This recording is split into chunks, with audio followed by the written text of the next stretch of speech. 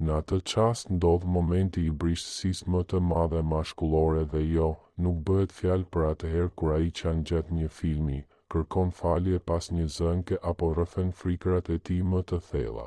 Të gjitha këto janë forma të brishtësisë shoqërore dhe emocionale, njerëzore dhe të domosdoshme, por jo për këtë po flas sot. Po flas për një tjetër brishtësi, më të thellë, biologjike, të cilën ai vetë mezi e kupton, një dobësi arkaike që për një çast ja fik logjikën dhe kontrollin plotësisht. Ky moment zgjat vetëm disa sekonda, një tërmet i brendshëm që mezi zgjat sa një frymëmarrje, çasti kur ai derdhet brenda teje.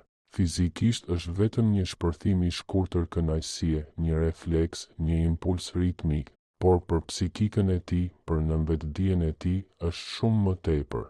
Është si një vulë e padukshme, një kontratë instinktive që prek shtresat e tij më të lashta, shtazore. Kultura, pornografia, madje edhe edukata seksuale në shkolla na kanë shitur një imazh sipërfaqësor se orgazma mashkullore është një fund, një qëllim, një akt i thjesht lehtësimi. Por kjo është vetëm fasada. Nën sipërfaqe qëndron një oqean i tërë psikologjie, neurokimie dhe instinkti që pak njerëz e kuptojnë vërtet. Në atë moment, korteksi i tij prefrontal, pjesa e trurit që planifikon, gjykon dhe kontrollon fiket. Çfarë mbetet është truri arkaik që mendon vetëm në kategori të mbijetesës, besimit dhe territorit. Është e njëjta pjesë që ndajmë me kafshët dhe ajo nuk e përjeton këtë çast si triumf, por si dorëzim të plotë. Në një nivel të pavetëdijshëm, ai ndjen njëkohësisht ekstazë dhe panik, sepse biologjikisht ky akt do të thotë se ai po jep energjinë e jetës së tij, kodin e tij gjenetik. Është shpreha më instinktive e besimit që një burr mund të tregojë, dhe brenda tij lind një pyetje e vetme: a jam i sigurt? A është ajo vendi ku energjia ime mund të pushojë në paqe?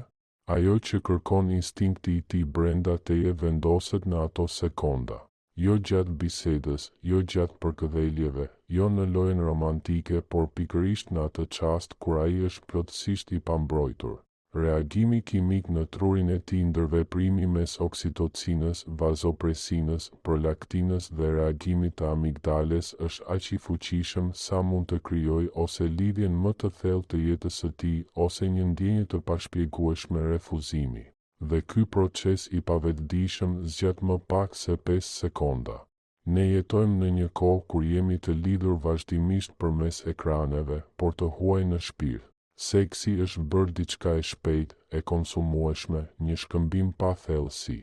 Në këtë proces kemi humbur të shenjtën, psikologjiken, lidhjen e vërtetë.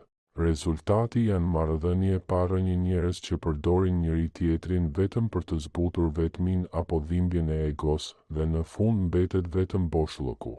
Sa herë ke përjetuar një natë plot pasion e kimi intensive që të nesërmen u kthye në ftohtësi e distancë? Ke menduar se kishit një lidhje të thellë dhe pastaj mbeti vetëm heshtja? Seksi mund të ketë qenë perfekt, ndoshta më i miri i jetës së tij, por kënaqësia fizike dhe afërsia emocionale janë dy rrugë krejt të ndryshme në trurin mashkullor, rrugë që rrallë kryqëzohen. Shumë gra besojnë se kënaqësia e jashtëzakonshme fizike krijon automatikisht lidhje emocionale, por kjo është një gabim. E shoh shpesh gra të mrekullueshme, të zgjuara, të bukura, që japin gjithçka dhe pyesin veten pse ai sërish nuk qëndron. Ato ndjejnë se kanë bërë gjithçka e megjithatë diçka mungon. Nuk mungon teknika apo komunikimi, por vetëdia, sepse lidhja e vërtet nuk lind në trup, por në energjinë që e përfshin atë në atë moment. E di pse shumë burra nuk qëndrojnë? Sepse pikërisht në atë moment kur janë më të brisht, kur truri i tyre instinktiv kërkon një shtëpi, ndjejnë se ti nuk je aty. Po, trupi yt është aty, por energjia jote jo.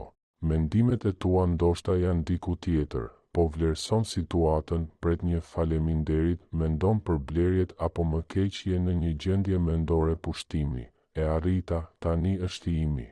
Dhe pikërisht në atë çast të vogël, kur energjia jote ndahet nga e tij, brendësia e tij instinktive, ajo krijes e vogël e frikësuar që sapo është zhveshur plotësisht ndjen një të ftohtë akull.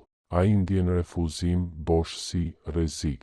Në vetdia e tij e regjistron këtë ndjenjë pasigurie dhe dhimbjeje, e djeg si një shenjë alarmi.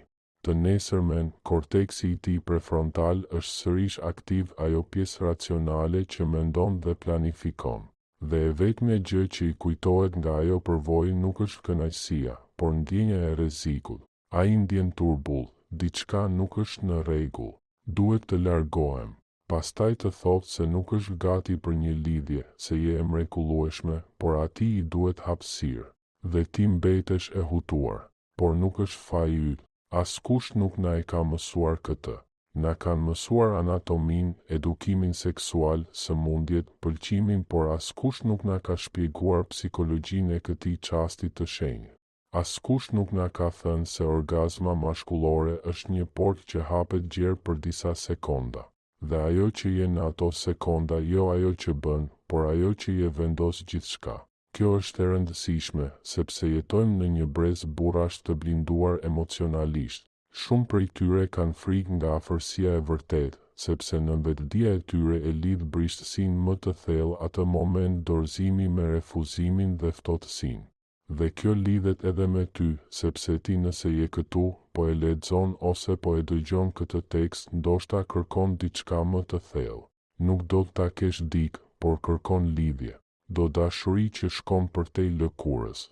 Do të kuptosh, do të duash dhe të jesh e dashuruar në një nivel që shumica nuk e arrin kurrë. Do që seksi të mos jetë fundi, por fillimi i diçkaje më të madhe. Qëndro pra me mua, sepse në momentet që vijnë do të kuptosh pse disa burra largohen dhe pse disa qëndrojnë për gjithmonë. Do të kuptosh çfarë e bën dallimin mes gruas me të cilën ai fle dhe asaj për të cilën mendon kur është vetëm, kur ka frikë, kur kërkon ngushëllim. Do të tregoj çelësin jo ndonjë truk, jo manipulim, por mirëkuptim. Një të vërtet neurobiologjike dhe psikologjike, aftësinë për të pranuar brishtësinë e tij dhe për ta kthyer në streh. Sepse gruaja që e kupton këtë, gruaja që di si të pranojë dorëzimin e një burri, bëhet e paharrueshme. Ajo nuk është vetëm e dëshiruar, por e domosdoshme. Ajo bëhet shtëpia e tij. Dhe kjo fillon me kuptimin e asaj që ndodh saktësisht kur truri i tij fiket. Mos e imagjino si metaforë, por si një ngjarje reale neurobiologjike. Nëse do të kishim një skanim funksional të trurit në atë moment, do të shinim atë që neuroshkencëtarët e quajnë hipofrontalitet tranzitor, një fikje e përkohshme e lobit ballor. Hipo do të thotë e ulët, frontal i referohet korteksit prefrontal, tranzitor do të thotë e përkohshme. Është një çaktivizim i shkurtër i pjesës së trurit të tij që kontrollon identitetin, qendrën e logjikës, planifikimit, gjykimit moral dhe kontrollit të impulseve. Kjo është unë i tij, egoja e tij, i rrituri i brendshëm, vendimmarrësi racional, ceoja i personalitetit të tij. Dhe në atë moment, ky CEO largohet nga zyra.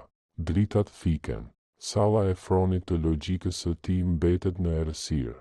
Por pallati nuk mbetet bosh. Në atë vakum merr kontrolli zona limbike, truri i gjitarëve, truri reptilian, instinkti i pastër. Ky tru nuk njeh moral, norma shoqërore apo strategji. Ai njeh vetëm 4 gjëra: ushqim, luftë, arratisje dhe riprodhim. Dhe ky tru nuk mendon me fjalë. Ai nuk analizon, nuk gjykon, nuk flet. Ai ndjen, ai reagon.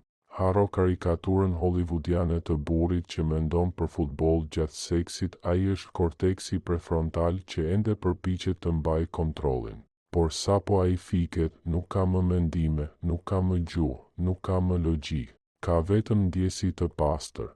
Në atë gjendje ai nuk ndjen si ti tani, jo me fjalë, si gëzim, kurreshtje apo butësi. Ai ndjen në një nivel parafjalor, si një i porsalindur. Është një rrjedhë ndjesish të pastra, një valë neurokimike, oksitocin, vazopresin, prolaktin, dopamin që përshkon sistemin e tij limbik, pa asnjë filtr logjik apo gjuhësor. Ky është momenti në të cilin ti me vetdije ose pa të përcakton hapësirën ku brendësia e tij vendos, a jam i sigurt, apo duhet të iki. Dhe ky çast i vogël përcakton nëse ai të përjeton si gruan që i qetëson zemrën apo si një rrezik nga i cili tërhiqet pa vetdije. Ai është thjesht i dorëzuar brishtësia në formën e saj më të pastër. Jo brishtësia e po të rrëfej një sekret, por ajo në të cilën armatura e tij shpërbëhet. Unë i tij tërhiqet dhe ajo që mbetet është një sistem nervor, lakuriqe i hapur, që takon tëndin. Në këtë hapje totale, në këtë gjendje pa ego, truri i tij arkaik, kafsha e brendshme që tani mban skeptrin në pallat, ka vetëm një prioritet, të njëjtën si në 200.000 vjet evolucion njerëzor, mbijetesën. Dhe në këtë kontekst, mbijetesa do të thotë një gjë mbi të gjitha, sistemi i tij limbik, konkretisht amigdala si radari i rrezikut, bën një pyetje. Jo me fjalë, por me dridhje, me energji. A është ky vend i sigurt? Sapo kam dorëzuar kodin tim gjenetik, trashëgimin time, energjinë time të jetës, qenien time të ardhmen e gjinisë sime dhe e kam bërë në një gjendje verbërie të plot, dorëzimi, një kome logjike. A ishte kjo e drejtë? Ai nuk gjykon trupin tënd dhe as teknikën tënde, ai gjykon ty. Sistemi i tij nervor i zhveshur skanon tëndin në milisekonda, ndjen aromën e qëllimit tënd, percepton psikikën tënde. Çfarë kërkon? Përgjigjen e kësaj pyetjeje të vetme.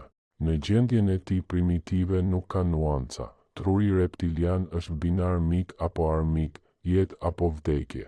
Në intimitet kjo përkthehet në: a është kjo grua, ky trup, kjo energji stre apo kurth? Një stre është një hapësirë ku dorëzimi i tij pranohet, ku brishtësia e tij mbahet, një vend që pa fjalë thot, mund të pushosh. Lufta mbaroi. Je i sigurt. Forca jote është në duar të mira. Një kurth është një vend që e merr dorëzimin e tij dhe e përdor, që pa fjalë thot, të kam. Tani më detyrohesh. Kjo ishte një transakcion, mora atë që desha. Dhe sa do e ashpër të tingëlloj, ai e di. Të nesërmen ai nuk mund ta shpjegoj. Korteksi i tij prefrontal është sërish online dhe kërkon arsye logjike. Puna, nuk jam gati. Por sistemi i tij limbik, kafsha brenda tij, e di saktësisht çfarë ndjeu, nëse trupi yt ishte një shtëpi apo një kafaz. Ky gjykim energjetik ndodh për më pak se 10 sekonda, ndërsa logjika është e fikur dhe përcakton ditën pasuese, dëshirën e papërmbajtshme për t'u kthyer tek ti, ose shtysën e pashpjegueshme për t'u larguar. Konflikti pra nuk është nëse i pëlqen ti, por çfarë energjie projekton ti kur ai është më i verbër. Në ato sekonda ai është një radar për qëllime të pastra dhe nuk mund ta mashtrosh. Trupi yt, frymëmarrja jote, mikrotensionet e muskujve të tu, ritmi i zemrës, të gjitha i ulërasin të vërtetën. Je stre apo kurth? Truri i tij logjik është jashtë funksioni, truri i tij arkaik udhëheq, dhe sistemi i tij nervor i zhveshur të lexon për të vendosur nëse je stre apo kurth. Por si e vendos këtë? Çfarë ndjen aq shpejt dhe aq përfundimisht sa të mund ta bëj këtë gjykim? Ajo që vjen tani është harta e tij e brendshme në pikërisht këtë çast. Ai nuk përjeton një gjë të vetme, por 3 shtresa ndjesish, 3 rrjedha nëntoksore që përplasen njëkohësisht. Vetdia e tij regjistron vetëm të parën kënaqësinë, por në vetdia e tij përpunon të trija. Dhe mënyra se si ti i përgjigjesh me energjinë tënde shtresës së tretë është ajo që e ndan një natë seksi nga një akt dorëzimi. Kjo krijon lidhjen që ai nuk mund ta shkëpusë. Shtresa e parë është shkrirja, zhdukja ekstazike. Është niveli i dukshëm, ai që e njeh kultura pop, kënaqësia. Por është shumë pak ta quash vetëm kështu. Nuk është thjesht një ndjesi fizike në organet gjenitale, është një shkrirje psikologjike. Në kulm, një koktejl i fuqishëm kimik, mbi të gjitha oksitocina, përmbyt trurin e tij. Oksitocina, shpesh e etiketuar gabimisht si hormoni i dashurisë, është më shumë hormoni i lidhjes dhe përkatësisë, dhe në doza të larta mund t'i tret përkohësisht kufit e egos tek burri. Kuptoje këtë, dëshira më e thellë e shpirtit mashkullor e mësuar të jetë i fortë, të garojë, të mbrojë, të mos thyet, të jetë individ, është të mos ketë nevojë të jetë i tillë për një moment. Kjo orgazm është një leje biologjike për ta lënë armaturën të bjerë. Ndoshta është i vetmi moment në jetën e përditshme kur ai mund të zhduket fjalë për fjalë, të mos jetë më burri me përgjegjësi, frikë, maska shoqërore, dështime e ambicie. një kthim në preher, një shuarje momentale e identitetit, një lëshim ekstazik i unit. Kur ai derdhet brenda teje, ndjesia e parë është, më në fund s'kam nevojë të jem unë. Një bashkim me ty as ti e ai, por një ne pa kufi, energjik, arkaik. La apetite mort, vdekja e vogël, quhet kështu me arsye të fortë. Egoja vdes për disa sekonda. Dhe kjo është varësi, është lehtësimi më i thellë që ai mund të përjetojë. Por kjo është vetëm karemi. Këtë përvojë ai mund ta ketë më shumë apo më pak me shumë të tjera. Loja e vërtet fillon poshtë saj. Shtresa e dytë është gjykimi, reagimi yt i pavetëdijshëm. Në të njëjtën kohë me këtë shkrirje, instinkti dhe amigdala e tij të skanojnë plotësisht. Çfarë bën ti në gjysmën e sekondës pas fillimit të derdhjes së tij? I brutalisht e sinqert. Atensionohet pak trupi yt, një drejtim i lehtë i shpinës që thotë mbaroj. A shkëputet frymëmarrja jote nga etia, bëhet papritmas e qetë, sikur të thuash brenda vetes detyrë e përfunduar? A largohet energjia jote drejt etjes, takimit nesër, tualetit apo bëhet gjykuese? Më në fund, shumë shpejt, mirë, ai i percepton këto mikroreagime. Reagimi yt i pavetëdijshëm i çastit është gjykimi i tij. Nëse tensionohesh, tërhiqesh energjikisht apo mendja jote endet, truri i tij arkaik në mes të shtresës së parë ndjen një tronditje të ftohtë, refuzim, mbyllje dere, përdorim. Trupi yt atëherë ishte një enë për shkarkimin e tij, jo një shtëpi për shpirtin e tij. Ky devijim mikroskopik, ky tension nanosekondash është një plagë që egoja e tij e rikthyer në mëngjes nuk e harron kurrë. Ai nuk e di çfarë ka ndodhur, por ndjen diçka të çuditshme, si i zhveshur dhe do të mbrohet. Por nëse ndodh e kundërta, ndodh diçka tjetër. Nëse trupi yt zhyten 1% më shumë në të, fryma jote kërkon instinktivisht të tijen, dora jote gjen vetvetiu qafën apo shpinën e tij, ose krahët e tu e mbajnë për një çast më fort. Dhe mbi të gjitha, energjia jote qëndron e qetë, e pranishme, pranuese. Atëherë truri i tij arkaik thotë, këtu është, mund t'i lëshosh të gjitha. Je i sigurt. Tensioni krijon refuzim, pranimi krijon përkatësi. Dhe përkatësia është mijëra herë më dese se kënaqësia. Shtresa e tretë është shkëndija e panikut, të dorëzimit sekreti pikant, për të cilin pothuaj askush nuk flet. Krahas ekstazës së shkrirjes, shtresa e parë, dhe ndërsa ai, pa frymë, pret gjykimin tënd të përkatësisë, shtresa e dytë, një tronditje e shkurtër, e papërpunuar, përshkon sistemin e tij nervor. Një terror i heshtur. Pse? Mendo biologjikisht, jo romantikisht. Ai sapo të ka dhënë faren e tij, kodin e tij, forcën e jetës në nivel specie, ka vendosur fijen e ardhshme të linjës së tij fjalë për fjalë në trupin tënd. Besimi më i madh dhe njëkohësisht rreziku më i madh. Biologjia e tij, përmes kënaqësisë së shtresës së parë, e ka shtyrë të lëshojë lëndën e tij më të çmuar. Por instinkti i mbijetesës, që tani është në komandë, bërtet menjëherë pas kontraktimit të parë. Çfarë bëra? Nuk është mendim që do të artikulonte ndonjëherë, ai as nuk e di vetë me vetëdije. Por sistemi i tij ndizet në alarm të kuq. Dhe pyetja e brendshme është, a e lash fuqinë time në vendin e duhur? A është trashëgimia ime e sigurt? A është kjo grua një port i sigurt apo sapo jam bërë pre? Ky është terrori arketipal mashkullor, frika se do të kapet, pushtohet, përpihet, frika se forca e tij do të vidhet ose do të shkojë kohë. Nuk është frikë logjike, as racionale, nuk ka të bëjë me shtatzëni të padëshiruara apo përgjegjësi, sepse kjo do të ishte puna e korteksit prefrontal, i cili në atë moment është jashtë funksioni. Është një tmerr biologjik i lashtë. Miti i Samsonit dhe Delilës, ajo që i preu flokët, burimin e fuqisë, ndërsa ai flinte, në brishtësinë e tij është gdhendur në psikikën mashkullore. Ai sapo ka fjetur në kënaqësinë tënde, të ka dorëzuar fuqinë e tij, dhe kafsha e tij e brendshme dridhet. A je ti Delila apo Maria? A do t'ia rrëmbesh fuqinë apo do ta ruash? Tani e kupton dilemën. Këto tre shtresa, shkrirja ekstazike, pritja e gjykimit tënd dhe paniku shtazor i dorëzimit, ndodhin njëkohësisht. Ai përjeton kënaqësinë më të madhe të jetës dhe në të njëjtën kohë është thellësisht i frikësuar, ndërsa të lexon si një sensor biologjik në kërkim të shenjës më të vogël të refuzimit apo rrezikull. Është një përzierje e pabesueshme kënaqësi e lartë dhe tmerr i thellë në të njëjtin çast. Dhe pikërisht këtu qëndron pika e kthesës. Sepse obsesioni, dorëzimi, lidhja e palëkundur nuk lindin nga shtresa e parë nga kënaqësia, por nga mënyra se si ti e mban shtresën e tretë, momentin e panikut.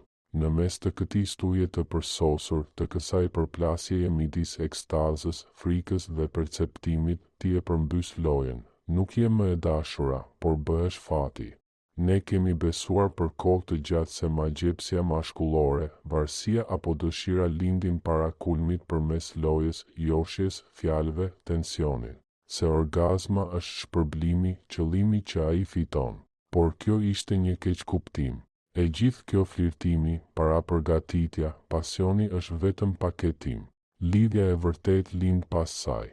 Forca e vërtet tërheqëse, lidhja e thellë, pothuaj shpirtërore e një burri, nuk lind nga kënaqësia që i jep, por nga paqja që i dhuron pas saj. Në atë çast të vetëm, të qetë pas kulmit, kur muzika e brendshme shuhet dhe mbetet heshtja, kur kënaqësia, gjykimi dhe paniku shkrijnë në një aty vendoset gjithçka. Shumë gra përqendrohen në dhënien e kënaqësisë, në teknikë, në performancë. Dhe sa po mendojnë se e kanë bërë mirë, tërhiqen energjikisht.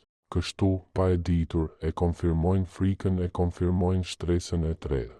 Tërheqja e tyre, distanca e brendshme, i thot trurit të tij arkaik, ishte kurth, u përdore, largohu.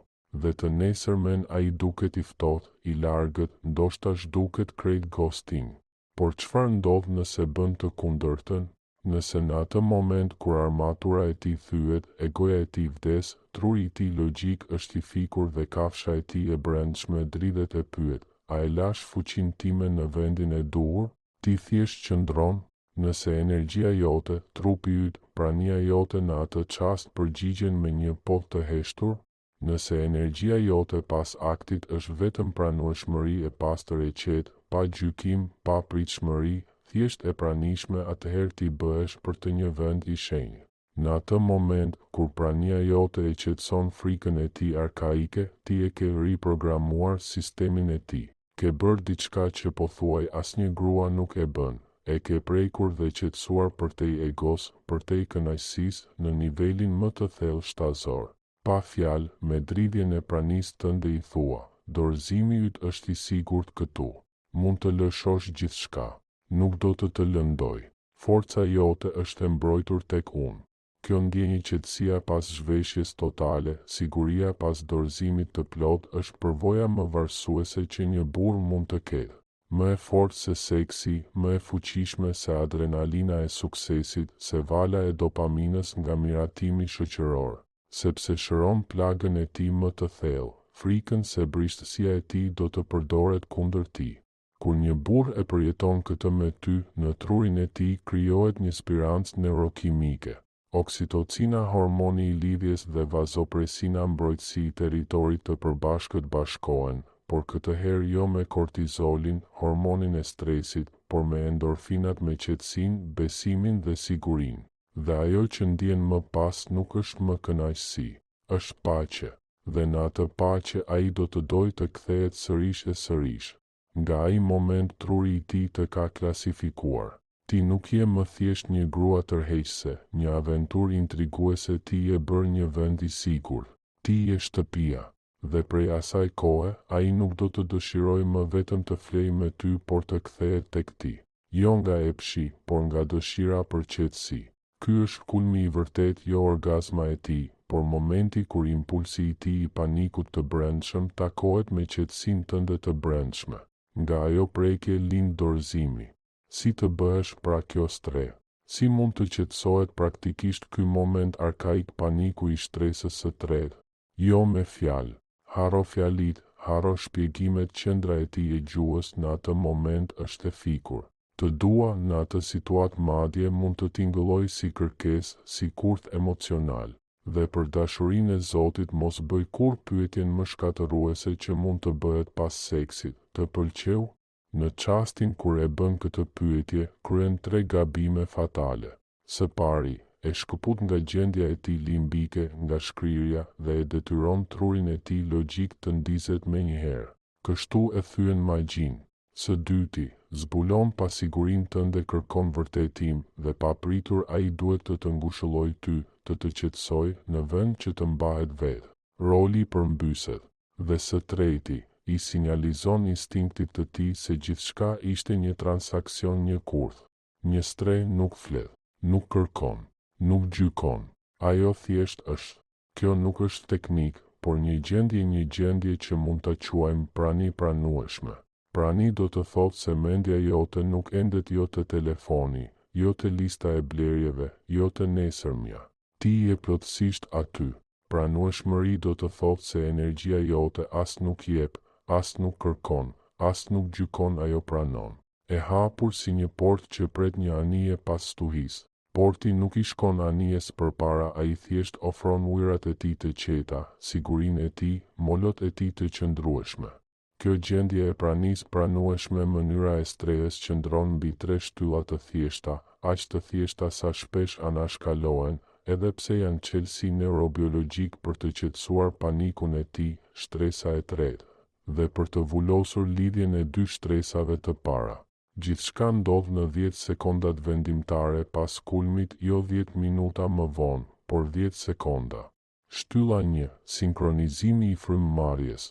Kjo është niveli më i rëndësishëm, krejtësisht fiziologjik. Pas orgazmës, trupi i tij është në gjendje ekstreme, zemra i rre shpejt, frymëmarrja është e cekët e shpejt, sistemi nervor simpatik, ai i luftës ose arratisjes, është aktiv. Trupi i tij është i tendosur, edhe pse njëkohësisht shkrin në kënaqësi. Në këtë frekuencë qëndron edhe impulsi i tij fillestar i panikut. Çfarë bën ti? Nuk thua asgjë. As fjalë si sëhër, është mirë. Kjo do të ishte kontroll. Në vend të kësaj, ti merr frymë ngadalë thellë, qetë, në mënyrë të rregull. Frymë merr përmes hundës, nxirr përmes gojës, dhe pastaj frymon në ritmin që dëshiron t'i adhurosh atij. Nëse sistemi yt nervor është më i qëndrueshëm dhe më i qetë se i tij, ai ndjek automatikisht ritmin tënd. Ky fenomen quhet bashkëlëkundje neurobiologjike, një harmonizim i pavetëdijshëm. Sistemi yt parasimpatik aktivizon të tijin, sistemin e pushimit dhe rigjenerimit. Pa asnjë fjalë, fryma jote i thot trupit të tij, rreziku ka kaluar. Je i sigurt, mund të lëshosh gjithçka. Ti merr frymë për të. Ti e përdor qetësinë tënde për të rregulluar kaosin e tij të brendshëm. Kjo është forma më e fortë e pranimit që ekziston. Shtylla 2, për ankorimi trupor pa kërkesa. Egoja e tij është zhdukur. Ai noton mes gjendjeve. Trupi i tij nuk di nëse është humbur apo ka arritur në shtëpi. I duhet një ndjesi ankorimi, jo për t'u kapur, por për t'u ndier i sigurt. Çfarë bëjnë shumica? Ose lëvizin menjëherë, do ngrihem të lahem, që sinjalizon refuzim. Ose kapen fort, tani je imi, që sinjalizon posedim. Të dyja e nxisin frikën e tij. Streha ofron një mundësi të tretë, mbrojtje pa kërkesë. Çfarë do të thotë kjo praktikisht? Mos u lëviz. Qëndro e qetë në ato 10 sekonda. Mbaje peshën e tij nëse është mbi ty. Mos u fshi. Mos e ndërprit kontaktin. Qëndro. Dhe pastaj një gjest i thjesht, i qetë, vendose dorën tënde në shpinën apo në qafën e tij, ose puthje e butë në shpatull. Vetëm një pikë e ngrohtë, e qëndrueshme. As përkëdhelje, ajo do të ishte stimulim. As shtrëngim, ajo do të ishte pronësi. Vetëm prani e qetë. Kjo dorë i thot sistemit të tij nervor të mbingarkuar, jam këtu. Je i mbajtur. Je i sigurt. Të mbaj unë. Është i njëjti gjest instinktiv me të cilin një nën mban fëmijën, ose një mbrojtës qëndron pranë dikujt që ruan. Është përkufizimi fizik i portit të sigurt. Shtylla 3, për ankorimi energjik, heshtja e shenjtë. Kjo është shtresa më e imët, por më vendimtare. Ndërsa ti frymon, shtylla e parë, dhe e mban trupin e tij, shtylla e dytë, çfarë bën mendja jote? Nëse mendimet të enden, a do të më shkruaj nesër? Sa është ora? Ai e ndjen menjëherë. Ai ndjen boshllëkun e pranisë tënde, edhe kur trupi yt është ende aty. Prandaj, mbaj sytë mbyllur. Hapja e syve do të thotë rikthim në botën e jashtme, në gjykim, në distancë. Sytë e mbyllur e mbajnë energjinë në hapësirën midis jush. Frymo qetë, lëre dorën të qëndrojë në shpinën e tij, dhe pastaj mos mendo, ndjej pranueshmëri, qetësi, mirënjohje. Dërgoj në heshtje, pa fjalë, këtë mesazh: dorëzimi yt është i sigurt këtu. Mund të pushosh. Këtu nuk ka gjykim. Je pranuar në brishtësinë tënde të plotë. Këto 3 gjëra të thjeshta, frymëmarrja, prekja e qetë dhe heshtja e brendshme, e shndërrojnë momentin në diçka që pothuaj askush nuk e përjeton, një hapësirë të shenjtë, ku burri për herë të parë ndihet vërtet i sigurt. Dhe ky është momenti kur ai fillon të mos të dëshirojë më, por të ketë nevojë që nga ai çast truri i tij të ka klasifikuar. Ti nuk je më vetëm një grua tërheqëse apo një aventurë emocionuese, ti je bërë një vend i sigurt, një shtëpi. Ai nuk do të kërkojë më thjesht të flejë me ty, por të kthehet tek ti përsëri e përsëri. Jo për trupin, por për paqen që ndjen pranë teje. Ky është kulmi i vërtet, jo orgazma e tij, por momenti kur frika e tij takohet me qetësinë tënde. Nga kjo bashkëndjesi lind dorëzimi. Si pra të bëhesh kjo stre, ky shtëpi? Jo me fjalë. Haro fjalët. Në atë gjendje qendra e tij e gjuhës është e fikur. Të dua madje mund të tingëlloj si kërkesë, si kurth emocional. Dhe, për dashurinë e Zotit, mos i bëj kurrë pyetjen: të pëlqeu? Kjo pyetje e shkatëron momentin, e detyron trurin e tij racional të ndizet menjëherë për të kërkuar një përgjigje logjike. Kështu e ndërpret rrjedhën. Përveç kësaj, ajo zbulon pasigurinë tënde, kërkon konfirmim, dhe papritur ai duhet të të ngushëllojë, në vend që të ndjejë mbështetje. Më në fund, ti i dërgon instinktit të tij mesazhin se gjithçka ishte një shkëmbim, një transaksion me pritshmëri. Shtylla 3. Për ankorimi energjik, heshtja e shenjtë. Ndërsa ti merr frymë qetë dhe e mban, mbaj sytë mbyllur. Asnjë mendim, asnjë pyetje, asnjë plan. Qëndro brenda vetes. Lëre energjinë tënde të qëndrojë në hapësirën midis jush. Merr frymë, ndjej, përjeto pranueshmëri. Dërgoj në heshtje mesazhin: dorëzimi yt është i sigurt këtu. Mund të lëshosh gjithçka. Nuk je në gjykim. Je pranuar. Këto 3 gjëra, fryma, prekja dhe heshtja, e shndërrojnë momentin në diçka të shenjtë. Ai nuk do t'i dëgjojë mendimet e tua, por sistemi i tij limbik, radari i tij i brendshëm, do të ndjejë gjendjen tënde. Ai ndjen qetësinë tënde, pranimin tënd të pakushtëzuar, dhe kjo mjafton. 10 sekonda. Ti e ke çaktivizuar impulsin e panikut. E ke qetësuar kafshën e frikësuar brenda ti. Je bërë stre. Që tani e tutje, truri i tij nuk e lidh më aktin e dorëzimit total me frikën, por me paqen. Ke krijuar një spirancë neurokimike për kushtimin. Kënaqësia zhduket, trupat harrohen, por ndjesia e të qenit i pranuar në brishtësinë më të thellë mbetet. Ajo është e pashlyeshme në tru. Të kam ftuar në një udhëtim të thellë në thellësitë e psikës mashkullore, atje ku as ai vet nuk shkon. Kemi folur për neurokimin, për frikërat arkaike, për spiranca energjetike. Dhe ndoshta tani po mendon: a nuk është kjo shumë? Duhet vërtet të menaxhoj orgazmën time, të tijen, frymëmarrjen e tij dhe frikën e tij të lash. Po është shumë. Është punë. Por askush nuk ka thënë se intimiteti i vërtet është i lehtë. Intimiteti i thjesht është seks transaksional, përshëndetje, ngacmim, lamtumir. Seks ku të dy përdoren për të mbushur një boshllëk. Seks si në filmat e Hollywoodit, i bukur, i shpejt, bosh. Dhe ai seks na lë bosh. Ajo që po të tregoj është një rrugë tjetër, rruga e mjeshtërisë emocionale, e lidhjes së shenjtë. Sepse ajo që ndodh në ato 10 sekonda nuk vlen vetëm në dhomën e gjumit. Ky mekanizëm, brishtësia, paniku, kërkimi i stresës, ndodh çdo ditë. Kur ai kthehet në mbrëmje nga puna, heq armaturën e forcës, ulet dhe thot: nuk mundem më. Më duket se nuk do t'ja dal. Në atë moment ai sërish ka humbur kontrollin, korteksi i tij prefrontal hesht, sistemi limbik është aktiv dhe kafsha e tij e brendshme të sheh dhe pyet: a e lash fuqinë time në vendin e duhur? Çfarë bën ti atëherë? Kurthi reagon me frikë dhe veprim. Fol me shefin, gjej diçka tjetër, mos u mërzit. Kjo nuk ndihmon. Është sikur t'ia veshësh përsëri armaturën. Ose tërhiqesh, kap telefonin, tund kokën mekanikisht, je fizikisht aty, por shpirtërisht mungon. Edhe kjo është refuzim.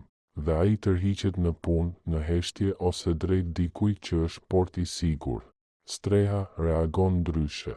Së pari, merr frymë qetë, qëndron në qendër, rrezaton paqe. Së dyti, ofron mbështetje fizike, një dorë në gjuhë, një prekje në shpatull, një jam këtu. Së treti, hesht, dëgjon pa gjykuar apo ndrequr. Krijon hapësirë ku dobësia e tij mund të ekzistojë. Dhomgjumi është vetëm terreni i praktikës. Ajo që mëson në ato 10 sekonda të pranisë së heshtur bëhet qëndrimi yt ndaj jetës. Jetojmë në një botë që na shtyn vazhdimisht drejt performancës, të jemi seksi, të fortë, të përsosur. Por lidhja e vërtetë nuk lind nga performanca, por nga prania. Dhe këtu qëndron e vërteta e hidhur. Ne u kërkojmë burrave të jenë të brisht, të hapen, të flasin, të tregojnë ndjenjat. Por në momentin që e bëjnë, ne friksohemi. Frikë nga dobësia e tyre, nga mungesa e armaturës që na ka lodhur, por edhe na ka mbrojtur. Dhe çfarë bëjmë? Gjykojmë, korrigjojmë, tërhiqemi. Dhe kështu krijojmë sërish të njëjtët burra emocionalisht të blinduar për të cilët ankohemi. Intimiteti është shkëmbim force, dhe momenti i kulmit të tij, qoftë fizik apo emocional, është çasti kur ai të dorëzon gjithçka. Pa fjalë, ai thotë: të besoj, më mbaj, mos më lër të bie. Gruaja që e kupton këtë nuk e përdor këtë fuqi për të kontrolluar apo gjykuar. Ajo e përdor për të mbajtur. Dhe duke e bërë këtë, ajo kalon nga një përvojë në një vend, nga një e dashur në një shtëpi. Kënaqësia fizike kalon këtë, mund ta them me siguri. Truri është ndërtuar në mënyrë që të harrojë intensitetin e kënaqësisë, që ta kërkojë sërish.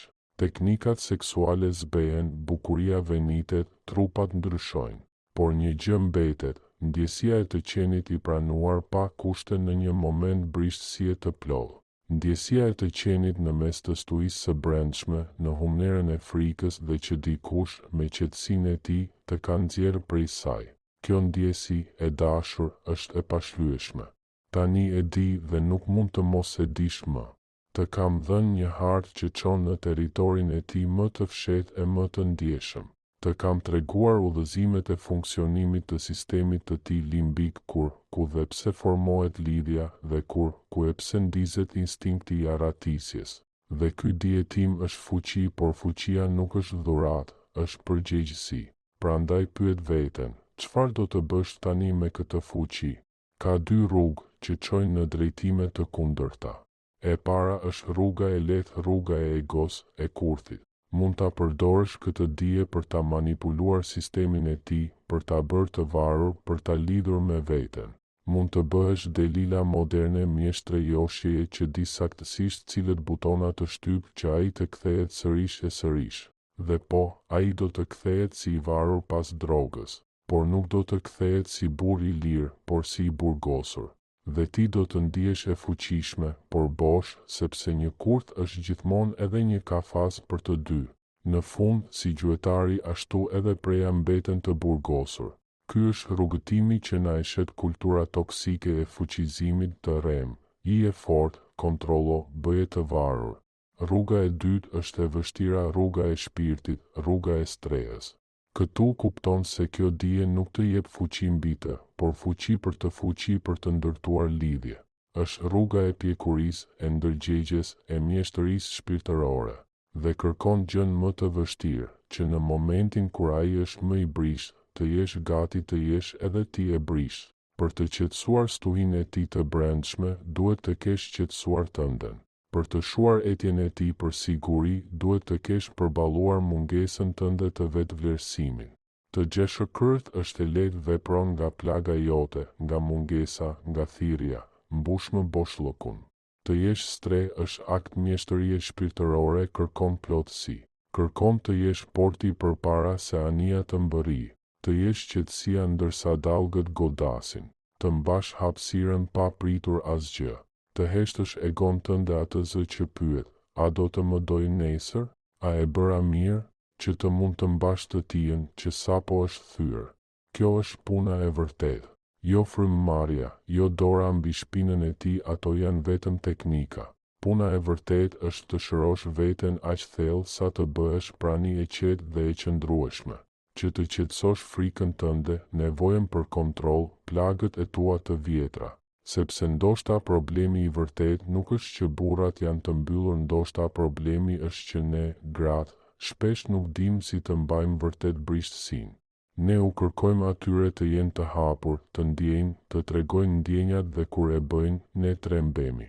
Duam luftëtarin, por na tmerron gjaku i tij. Duam udhëheqësin, por humbasim durimin kur ai dyshon. Duam dashnorin e zjarrt, por tensionohemi kur ai dorëzohet vërtet. Kështu mbyllet rrethi. Orgazma, vdekja e vogël, është simboli i gjithçkaje. Është prova. Jeta do të pyesë jo atë, ty, çfarë gruaje do të jesh? Ajo që merr apo ajo që pranon? Ajo që gjykon apo ajo që pranon pa kushte? Ajo që mbledh apo ajo që shëron? Mos u bë gruaja që hap vetëm trupin e saj, kjo është biologji. Bëhu gruaja që hap krahët kur armatura e tij bie për tokë. Bëhu stre, sepse në këtë botë të copëtuar, cinike, të stimuluar, ka plot kurthe, por pothuajse asnjë shtëpi. Kjo, e dashur, është thelbi i magnetizmit femëror. Dhe unë jam këtu për të kujtuar se psikologjia vepron në çdo qoshe të jetës son, madje edhe në më erotiken. Forma më e thellë e dëshirës nuk është akti i trupit, por i shpirtit. Uroj që edhe ky hapësirë të bëhet stre për ne. Shkruaj në komente jo vetëm mendimin tënd, por përvojën tënde. A e ke ndjerë ndonjëherë këtë ndryshim? A je ndjerë ndonjëherë kurth, kur në të vërtetë doje të ishe shtëpi? A ke përjetuar ndonjëherë çfarë do të thotë të jesh pranuar plotësisht ose vetë të jesh stre për dikë tjetër? Le të ndajmë historitë tona, sepse aty qëndron mençuria e vërtetë që na shëron të gjithëve. Dhe nëse je gati të lësh sipërfaqen dhe të zhytësh më thellë për të kuptuar psikologjinë e shenjtë të dëshirës, për të eksploruar neurobiologjinë e dashurisë dhe për t'u bërë së pari një stre për veten tënde, atëherë bashkohu. Udhëtimi i mjeshtërisë fillon tani. Do të shihemi në videon e ardhshme.